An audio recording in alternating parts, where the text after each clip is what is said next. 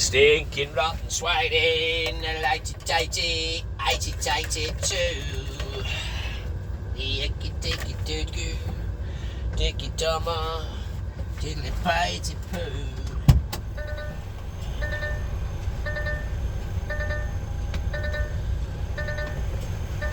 I knew ow, banged my kneecap. I knew I had one somewhere.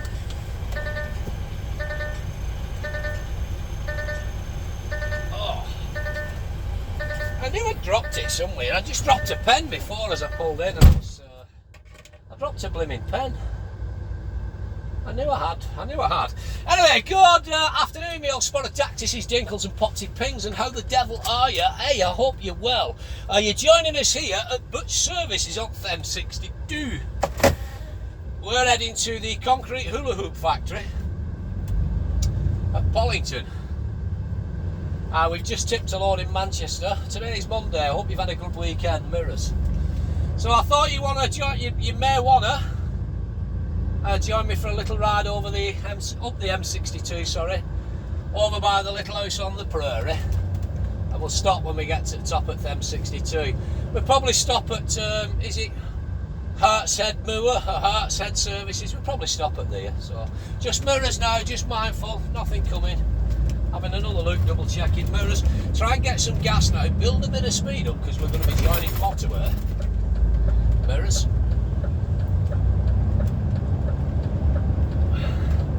There is traffic, but they're moving over for me, flashing me out, so on we come. Mirrors again, signals off, progress. Signs out telling us there's one lane going there. I think that's for on the slip road. We'll just hold our course, steady Eddie. We're going to be pushed here for time wise. Time now is just coming up to 4:30. I need to get to Pollington before 8 o'clock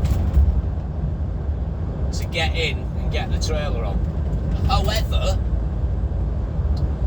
it's going to be one of them. It's going to be tight time wise because depending on what load I'm picking up and what trailer, it normally takes a bloody hour to strap the thing. So hopefully if I can get there in the next couple of hours, it's 4:30 now, if I can get there for about 6:30, 7 o'clock, I'll get my trailer, swap my trailer, it'll already be loaded for me, strap the bloody thing for an hour, come out, find somewhere to park up.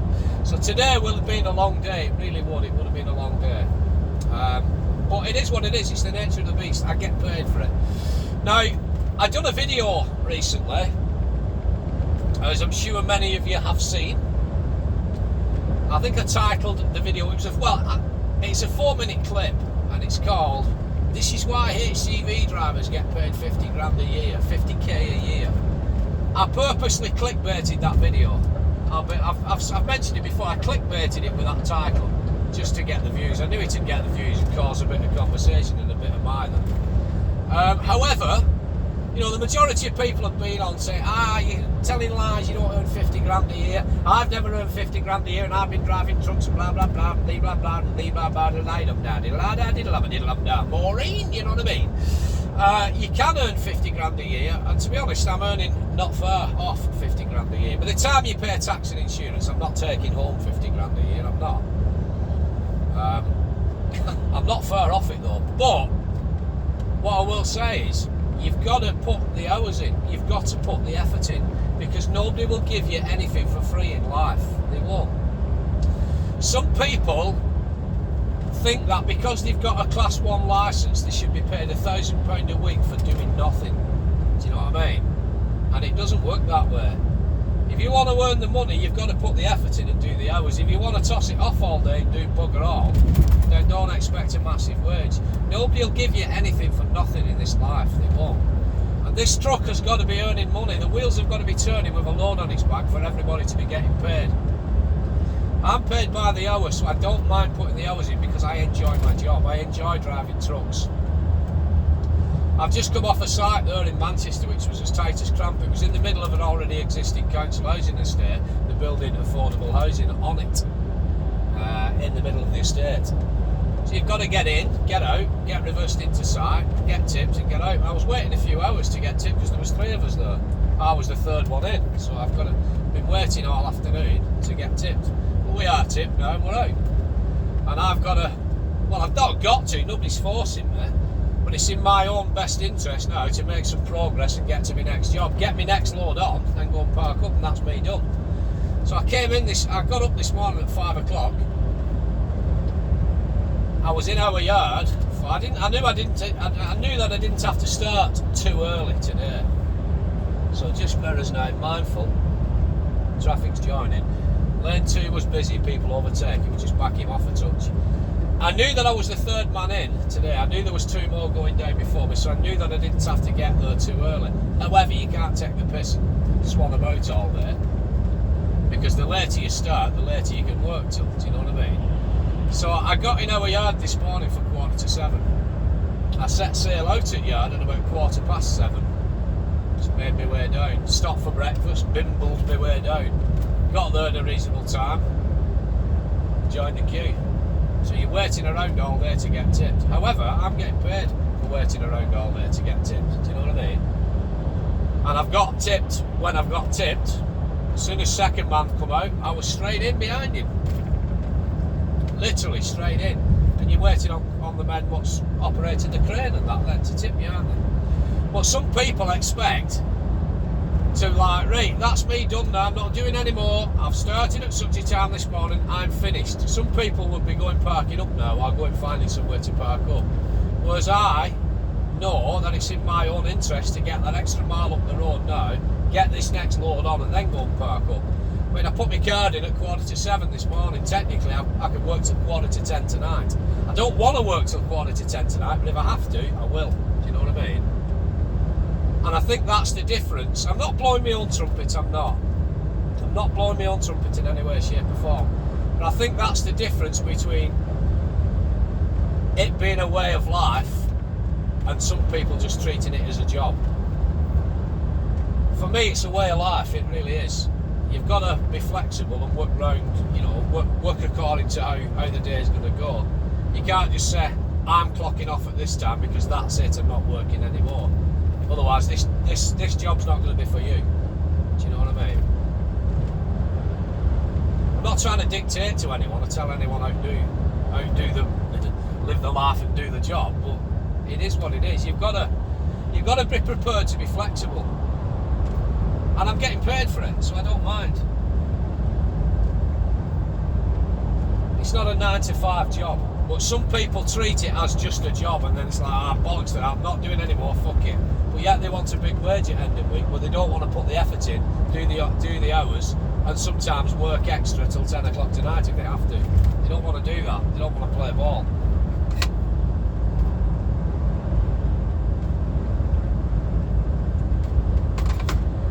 But this truck has to have a payload on its back for everybody to be earning money. So the sooner I get to my next job now and get this trailer dropped, put my next trailer on, we're earning money again. Do you know what I mean? It's earning money again. It's earning nothing now travelling empty. It's earning nothing travelling empty now. Me just swanning about now, driving and this, that and t'other, this truck's earning bugger all. I need to be getting a load on its back for it to be earning again, then everybody's getting paid. Mirrors, we're coming out, there's no behind us. Ramage! Newcastle upon Tyne, why out, man? Express freight carriers. I do apologise if you're from Blackpool, that was a dreadful rendition of your accent, wasn't it?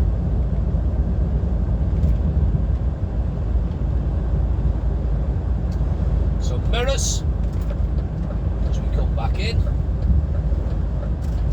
We're now climbing up towards Hartshead Moor.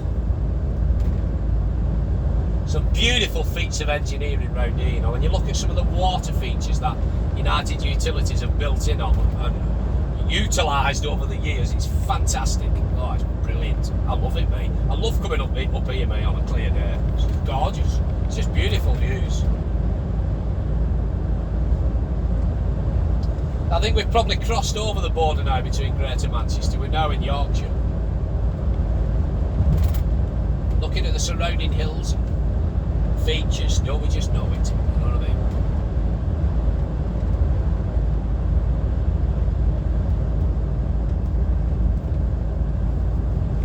So yeah, you can achieve 50 grand a year, of course you can, but you've got to be prepared to put the hours in and put the effort in. Someone said to me over the weekend, actually, and I find it quite, I don't know, I didn't take offence to it, I didn't, because I know this guy, and I know he didn't mean anything offensive, but somebody said to me, you know, you need to realise that there's more to life, pal, than doing 65 hours a week and living in a fucking tin box. You want to be taking it easy and fucking that off and working so many hours and just, well, that's all good and well, but, you know, if you've no mortgage to pay, if you haven't got a mortgage, this guy's in his 60s, he's probably mortgage free. You haven't got a mortgage, you don't need to be doing big hours. But I've got a mortgage, you know what I mean? So I've got responsibilities. I've got a mortgage and I've got responsibilities. Of course I would like to spend more time at home with my wife, but I enjoy doing this job, so I don't mind doing the big hours, but I can't get the wage I'm earning now by having a 9-to-5 job or just swanning about doing 9-10 hours a day in a truck and going home every night. I can't get that wage. So I'm used to the wage I'm on now, and I need to be still earning that wage to pay for a mortgage. Granted, I'm just mindful, I do want to come out, I know I'm empty and I am catching this truck, but the traffic's that busy, I can't get out. So I'm mindful. They're coming over for me, well, the one's come over, the other one's thinking about it. Go on, lad. The trouble is, I'm now losing a bit of momentum because this truck's overtaking the other one. He has got momentum to pass him, and I'm now passing the pair of them.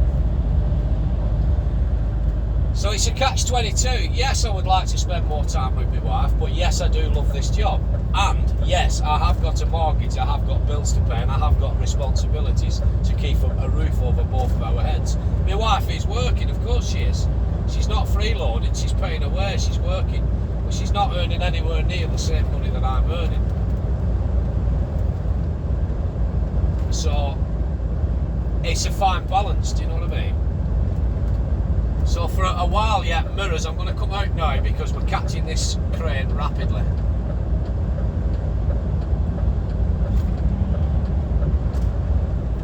So it's a fine balance, isn't it? Do you know what I mean? But to say it's all right saying to somebody, you shouldn't be working so many hours. You want to be taking your time and doing this and doing that. But if you're mortgage free, you can afford to say that. Do you know what I mean? If you're not, you've got to do what you've got to do, haven't you? Do you know what I mean? Everybody's different, I understand that. Everybody's different, everybody's circumstances are different. But I always find it a bit, I don't know, a bit rich when people say, you don't want to be doing that, you want to be doing this. It's like, well, that might work for you, but it's not going to work for me because A, I've got responsibilities, I've got bills to pay, and B, I actually bloody love what I do. So I don't mind doing it because I enjoy it, do you know what I mean? I know money's not everything, I know it's not, and I've always said that money's not everything, but I'll tell you one thing I do know. When you've no money, right, and you're down and out, nobody loves you. Nobody gives a toss about you when you've no money. And trust me, I've been there. I've been in that predicament. I broke my ankle in 2016. It was my own fault, I was pissed. I was walking home from pub, I took a shortcut through Alexandra Park in Newtown. I lived in Ashton at the time and I was going to go at, I'd come out at Prince of Wales, Jawbone. I'd been in Queens at Newtown. I'd come out at Jawbone, Prince of Wales. The plan was to cut through towards what was Goose Green Labour Club and get a taxi there back to Ashton. I was going to have another drink at Goose Green and get a taxi. Pissing down, it was a Saturday, been pissing down all day, and I cut through Alexandra Park at Newtown out at Prince of Wales, Jawbone, where Rathbone's Bakery used to be. They built houses on that now, mirrors. I cut through there, and instead of sticking to the path, I must have veered off the path in the dark on the grass. Come on, pal, get out. I must have veered off the path and onto the grass. And I'd gone about 3 or 4 steps when all of a sudden, boom, one leg went from underneath me. I'm just going to come back in because we are into a temporary 50. But this guy just there you go, what are you doing, mate? Slamming on, and now one's cutting in front of me. We are in a temporary 50. I'm going to have to back it right off because I don't want to end up this guy's arse.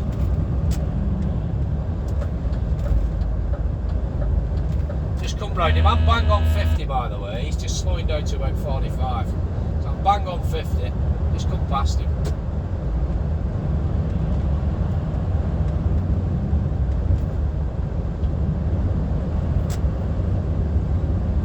Where was I? So yeah, I come through Alexandra Park and I slipped basically on wet grass and I broke my frigging ankle. Just mirrors as we come back in. And although I knew I'd done some damage at the time. I was drunk, I knew I'd done damage. That beautiful feat of engineering there I was telling you about, that dam. Here's a little house on the prairie. I knew I'd done damage, but I didn't realise how much damage. I couldn't walk on it. I tried my best to walk to Goose Green Labour Club, and I walked up to the club, or what was the club. It's a lot smaller now. I'm coming back into open speed limits and mirrors, just mindful because this car, what we just take, I was buggering about, and now come past us again at some point. So yeah, I managed to hobble and limp up to the club, and I knew I'd done some damage. I got a taxi, went home. Woke up in the morning, I tried to get out of bed, forgot about it. My left foot and ankle was like a big melon. It was black. I knew it was broke straight away. So I managed to get myself to Wigan Infirmary and they kept me in overnight. They were going to operate on it. Anyway, I was 8 weeks off work in cast and that.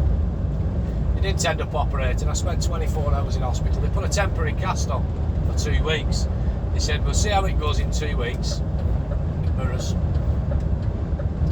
We'll see how it goes in 2 weeks. Come on, pal, get your foot down, man. This bugs me how people just meander past it, middle lane at 50, 53 bloody mile an hour, just meandering. They've not occurred in the world. That's your typical middle lane hogger, is that? So anyway, they put a temporary cast on. They said, we'll put this on, basically, see how you go, come back in 2 weeks. It might have moved. They said it's a really difficult spot where it is. They said you always find these particular brakes moving. If that's the case, we'll have to have you in, operate on you and put your pin in. If it's not moved in 2 weeks, we'll put a permanent cast on and that'll be you for another 6 weeks. Anyway, it hadn't moved. Mirrors were coming back in. It hadn't moved, so they put me in a full cast. So 8 weeks I was off work basically. I was already on my arse anyway, skint. I had no money from one week to the next. I was always living for weekend back then. Working for the window cleaning firm. They put me straight on statutory sick pay. Money was shit. And I couldn't even afford to pay me rent. My landlady was great, she was lovely. My landlady was fantastic. She didn't want me to leave that flat, but I was moving to Cumbria to Pastors New, so she understood. And my landlady was fantastic. She knew she'd get paid when I had the money eventually. But nobody gave a toss about me, apart from my mum, which she's my mother, so she's bound to.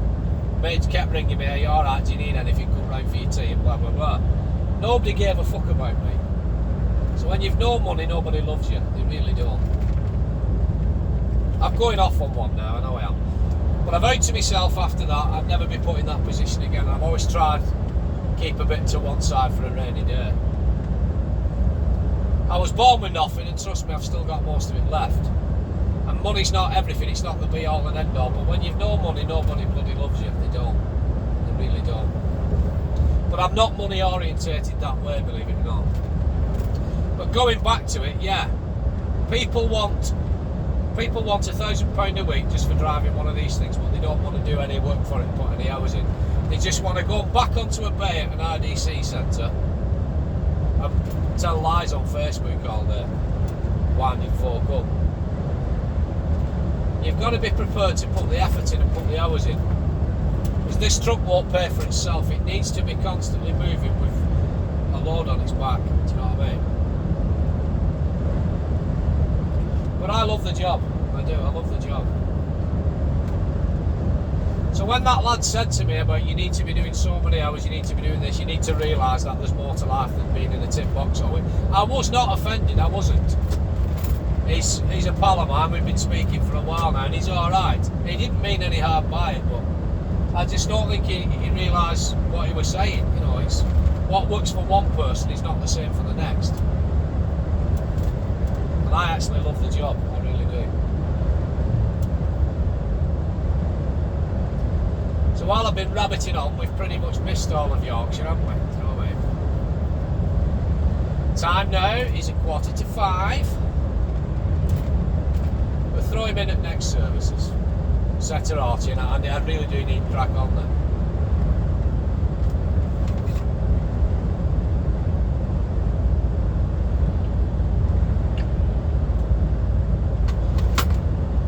But yeah, my train of thought was originally it's going to be a long day today. Well, that's the nature of the beast. It is what it is. You can't moan about it, you can't complain, it's just part and parcel of the job. There's no set start time and there's no set finish time to this job, it just is what it is. And I love it. I think it's one of them, it's either in you or it's not. Do you know what I mean? It's not a job this, it's a way of life for me. And it's either in you or it's not. You've either got it or you haven't.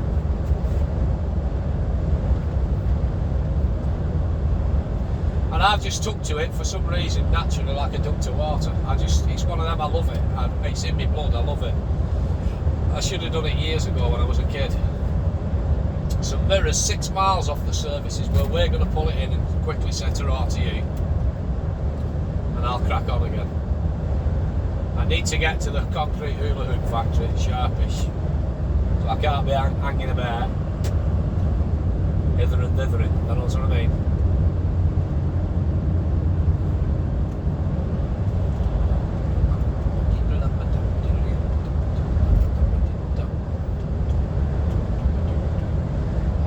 Sticky back twain in shoe and in the eight dum dum dummy diddle bear. Up dum diddle dum a bread up by. Mirrors, mirrors, there's a truck coming up the slip road. There's also a couple of cars, you can see it through them hedges. The truck should just get out before us, however we'll just back him off in anticipation. Just watching. There is another car coming up this slip road now, where is it going to end up? We're going to get out before it. The truck should get out before us.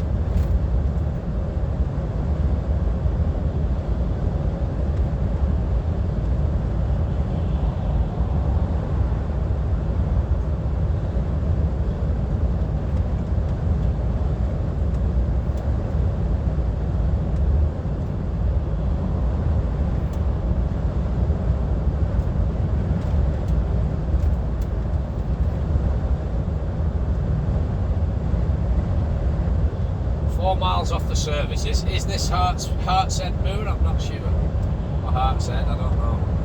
But that's where we're going to put him into. Set it out to them.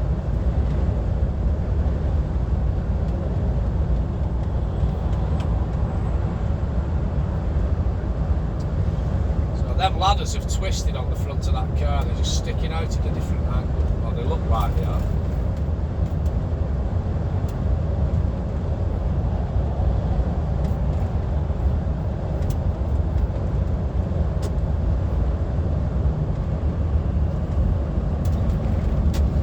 Look at Yorkshire from up here and everything's been built up uphill. A great bit of engineering and a great bit of craftsmanship to build all the houses, but they're all built on hillsides. But they're building up all the time.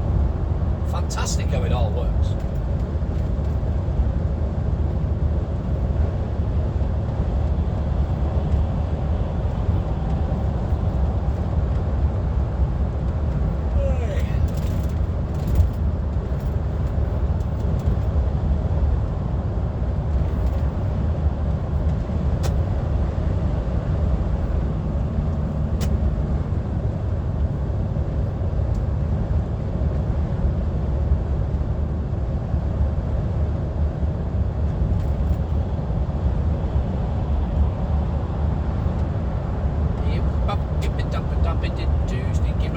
Swain in a shoot, diddly ay dum diddle up a dee.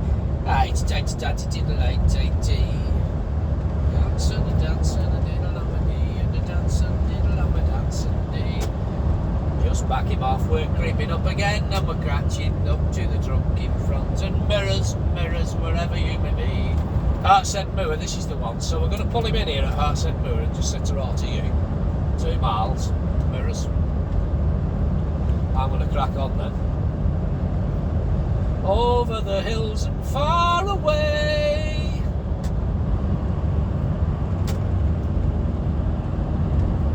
King George commands and we'll obey, over the hills and far away.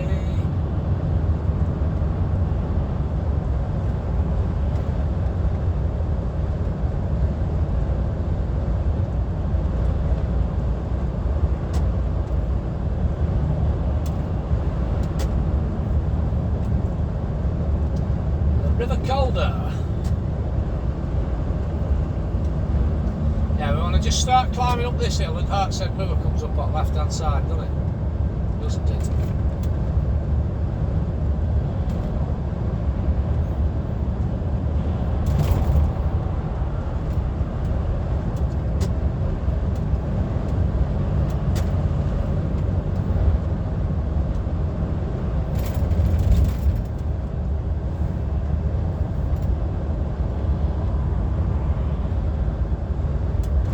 Temporary speed limits out for variables set at 60 mirrors. Just mindful it could change to 50, possibly will up ahead. Sometimes they jump from 60 to 40, back up again to 50 on next one. Still set at 60, just mindful. Mirrors.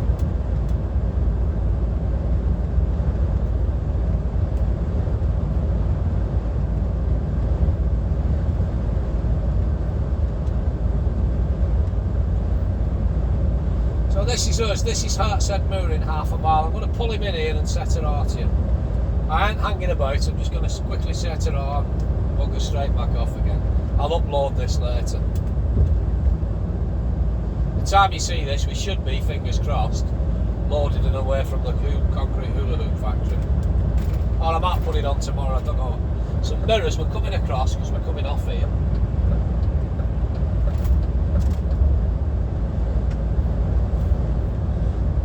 200, signals on, mirrors, just come off that gas, just roll him in. Roll him in, lad, tickle and feckle him. Just offering him up the nose.